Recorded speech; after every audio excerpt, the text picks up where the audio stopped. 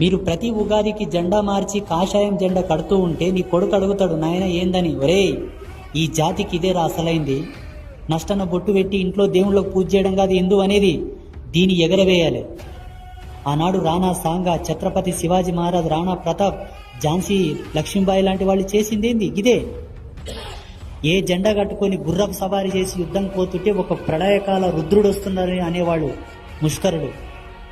ఈనాడు నీ ఇంటి మీద కాషాయం జెండా ఎగిరిందంటే నీ ఇంటి జోలికి ఎవడన్నా రావాలన్నా, నీ బిడ్డని ఎవడన్నా లవ్ జిహాద్ ట్రాప్లో పడేయాలన్నా గుండెలో వణుకు పుట్టాలి. నీ ఇల్లు సంరక్షణ, నీ కుటుంబ సంరక్షణ, నీ మాన్యత సంరక్షణ, నీ భూములు, నీ ఆస్తులు కూడా సంరక్షణ ఒక్క జెండా వల్ల ఆ రిజర్వేషన్ మీకు ఉంటుంది. కాబట్టి నేను చెప్తా అమ్మవారికి, ఉగాది పండగ నాడు ఎవరెవరు కాషాయం జెండా కడతారో వాళ్ళ ఇంటికి పోయి వాళ్ళ కడపకు చేయి పెట్టి రా అని చెప్తా. ఇక్కడ ముగ్గురు అమ్మలకి మీకేమైనా